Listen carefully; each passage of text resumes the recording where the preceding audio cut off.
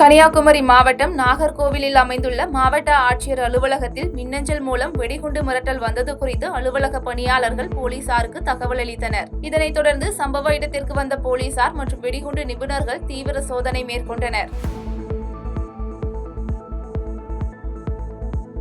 கிருஷ்ணகிரி மாவட்டம் ஊத்தங்கரை அருகே வனப்பகுதியில் இருந்து குடிநீர் தேடி ஊருக்குள் புகுந்த புள்ளிமானை நாய்கள் துரத்தி கடித்த நிலையில் அப்பகுதி மக்கள் புள்ளிமானை மீட்டனர். இதனைத் தொடர்ந்து அப்பகுதி மக்கள் அளித்த தகவலின் பேரில் சம்பவ இடத்திற்கு வந்த திருப்பத்தூர் வனத்துறையினர்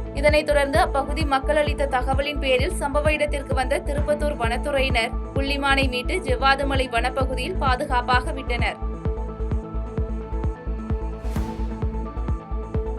சேலம் மாவட்டம் ஓமலூர் காவல் நிலையத்திற்குள் ராமதாஸ் ஆதரவு வேட்பாளர் சுரேஷ்குமாருக்கும் கட்சியின் இளைஞரணி செயலாளர் தமிழன் செந்தில்குமாருக்கும் இடையே தேர்தல் செலவு குறித்த பேச்சுவார்த்தையின் போது சுரேஷ்குமாரை ஐயாவு என்பவர் சிரமாரியாக தாக்கி கொலை மிரட்டல் விடுத்த சம்பவம் பரபரப்பை ஏற்படுத்தியுள்ளது.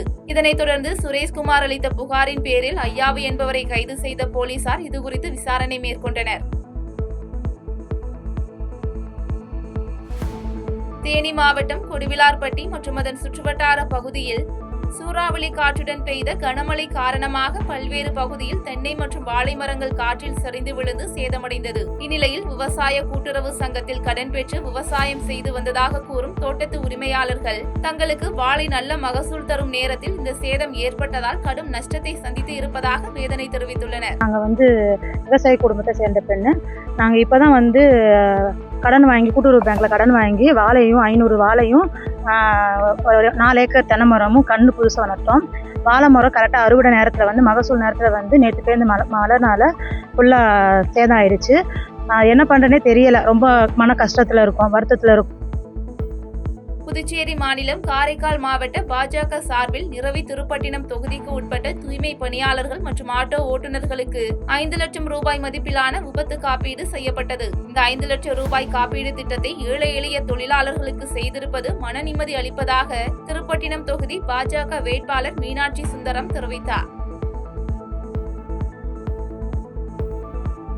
கோவை மாவட்டம் வால்பாறை பழைய பேருந்து நிலையத்தில் இந்தியா கூட்டணி கட்சியினர் கலந்து கொண்ட மே தின விழா பொதுக்கூட்டம் நடைபெற்றது.